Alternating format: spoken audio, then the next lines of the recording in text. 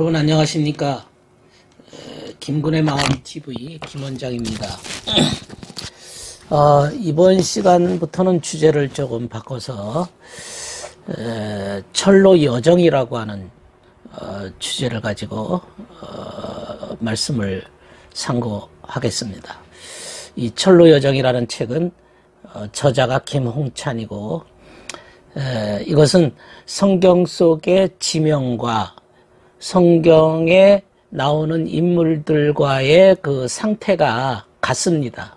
예를 들면 주님께서 베들레헴에서 탄생하셨다. 이 베들레헴이라고 하는 의미가 떡집 아닙니까?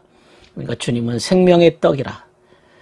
우리가 이런 성경의 지명과 성경 속의 인물의 영적인 상태와의 연관성을 중심으로 그 영적인 의미를 찾아보려고 합니다. 그래서 앞으로 아브라함, 이삭, 야곱, 또 모세, 요셉까지 이 5명의 신앙 영웅들의 그 걸음걸이, 그 루트를 찾아서 그 지역의 상태와 그분들의 그 삶의 상태를 통해서 은혜를 얻고자 하는 것입니다.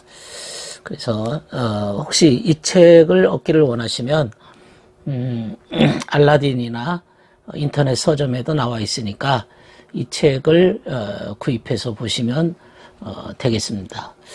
앞으로 이 말씀을 많이 이해해 주시고 좋은 은혜를 얻기를 바랍니다. 우리가 아브라함 그러면 신앙의 조상이죠. 믿음의 조상 아브라함. 그 아브라함이 어디 사람입니까? 갈대아 우르. 이 정도는 다 압니다. 갈대아 우르에서 출생했습니다. 창세기 11장 28절의 말씀입니다. 갈대아 우르라고 하는 것과 이제 거기서 출발해서 그분이 이제 영적인 여행을 이렇게 출발하지 않습니까? 시작하지 않습니까? 그 갈대아 우르라고 하는 지역에서 출생했다. 이것은 굉장한 의미를 지니고 있습니다. 에스겔 선지자는 이 갈대아를 두고서 하는 말이 여인이 음행을 더했다. 여인이 음행을 더함은 갈대아 바벨론 사람 같다. 이렇게 에스겔 23장 11절에 17절에 말씀했습니다.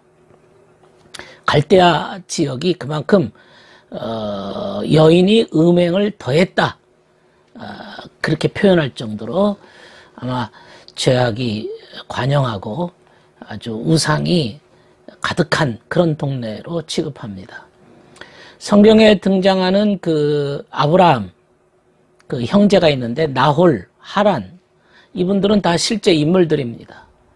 그리고 이들은 또 아버지 데라 밑에서 자랐는데 그 모두 우상 숭배자들이었습니다. 그러니까 우리가 존경하는 믿음의 조상 아브라함은 우상 숭배자였습니다.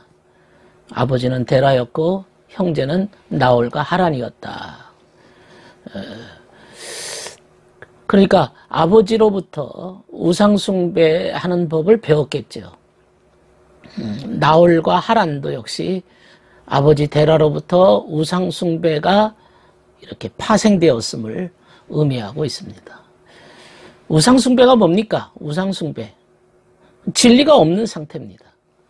진리가 변질돼서 오염돼서 진리가 완전히 훼손된 상태가 우상숭배입니다. 다시 말해서 어떤 나무나 어떤 형체를 만들고 형상을 만들고 조각을 해서 거기에다가 절을 하거나 숭배하는 거죠. 그러니까 어떤 형체를 마음을 거기에 두는 것인데 그러다 보면 내적인 내용이 없어지는 거죠. 내용물은 중요하지 않습니다. 그 형체가 중요한 거죠. 그게 우상숭배입니다. 그래서 내적인 면이 삭제되고 외적인 형상만 머무는 형국, 그게 우상숭배입니다. 오늘날에도 마찬가지입니다. 우리가 진리라고 하는 문자 속에 담겨져 있는데 그 진리의 문자만 달달달달 외운다고 해서 문자에만 집착하다 보면 그 내용은 의미가 없고 내용은 생각하지 않고 그 문자적 진리만 따른다면 그것도 역시 우상숭배가 될 수밖에 없다는 얘기입니다. 여호수아서를 보면요, 이들이 다른 신을 예배했다 그런 말이 나옵니다. 여호수아가 백성들한테 말합니다. 이스라엘의 하나님 여호와께서 말씀하신다. 너희의 조상들 옛적에 강 건너 아브라함의 아버지 나홀의 아버지 데라에 이르기까지 살았었다. 강 건너에서 살았었는데 그들은 다른 신을 섬겼다 그랬어요. 여호수아서 24장 2절의 말씀입니다. 그러니까 여호수아도 그 데라 아브라함의 형제들이 다 우상숭배자였다라고 이렇게 말을 하는 거죠. 예. 그런데 말입니다. 우상숭배는 크게 세 종류로 구분합니다. 첫째는 자기 사랑입니다. 탐심은 곧 우상숭배라 그랬어요. 자기만을 사랑하는 것도 역시 우상숭배입니다. 두 번째로는 세상을 사랑하는 것도 역시 우상숭배입니다. 세상을 사랑하는 것도 우상숭배입니다. 세 번째는 감각적인 만족을 추구하는 것, 요즘 말로 말하면 중독 같은 것들이죠. 이것도 역시 우상숭배입니다. 예. 그러니까 우상숭배는 자기를 사랑하거나 세상을 사랑하거나 자기 만족에 탐닉한다든지 하는 것들은 다 우상을 숭배하는 것이라고 말할 수가 있습니다. 다 이 세 종류의 우상숭배를 말합니다. 우리가 나홀이라고 하는 사람, 그 나홀의 성에서 이제 그 라헬이 그 드라빔을 훔쳐갔습니다. 드라빔을 치마폭에 감추어두고 훔쳐갔는데 그 드라빔을 아마 나홀이 예배했다고 생각을 합니다. 그러니까 어쨌든 아브라함, 나홀, 하란은 아버지 데라로부터 우상이 이제 이렇게 이어져 내려왔던 거죠. 우상 숭배자들이었다는 사실입니다. 그런데 그 하란이 아버지 데라보다도 먼저 죽습니다. 갈대아 우르에서 죽었습니다. 창세기 11장 28절입니다. 아들이 먼저 죽었다는 거예요. 그러니까 다 우상숭배자들이었는데 우상숭배자 하나가 쏙 빠져버린 거죠. 성경에는 그렇게 기록되고 있습니다. 그러니까 하란이 갈대아 우르에서 데라보다도 먼저 죽었다고 하는 요 내용, 요 의미를 생각해 보면 우상의 어떤 톱니바퀴 하나가 빠져버린 거죠. 내용물이 빠져버린 겁니다. 이제 우상이라고 하는 껍데기만 남는 상태라고 말할 수가 있습니다. 그래서 이 고향이라고 하는 말, 그들은 우상숭배를 하였던 사람들이고 이 갈대아 우르라고 하는 지역이 그야말로 껍데기, 그저 외형적인 거짓된 우상숭배를 말한다고 할 수 있습니다. 그러니까 우상숭배 속에 들어있던 그 내용물이 빠져버린 거죠. 그러니까 다시 말해서 우리가 어떤 그 종교나 교리에 심취할 때 그 내용물을 모르면 단지 껍데기만 아는 거죠. 그 내용이 어떤 자기만의 어떤 사상이든 거짓된 교리든 이것이 싹 없어져야 됩니다. 그저 이례적이고 형식적으로 껍데기만 섬겼던 것입니다. 그 내용물이 아직도 남아있으면 진짜 진리가 들어와도 담을 수가 없거든요. 내용물이 쏙 빠져야 돼. 당신 뭘 믿어? 그러면 글쎄 뭘 믿지 내가? 이래야 이제 진리가 속에 들어오지 않겠습니까? 받아들일 수가 있는 여지가 있는 건데 이 내용물이 꽉 차버리면 진리를 받을 수 있는 어떤 조금이라도의 여지가 없어지는 거죠. 이게 거짓된 내용물이 싹 빠져야 이제 겉에 것도 싹 이제 멸망하게 되는 거죠. 예를 들면 어려서부터 어떤 이교를 신봉했던 자가 있다고 합시다. 어려서부터 그 거짓된 교리를 열심히 듣고 자랐습니다. 이런 사람들은 진리가 와도 안 받아들입니다. 그러나 어려서부터 그 이교를 따랐다 할지라도 내용이 뭔지를 몰라요. 어떤 사람은. 아직 마음속에 이런 교리에 대해서 확신이 없습니다.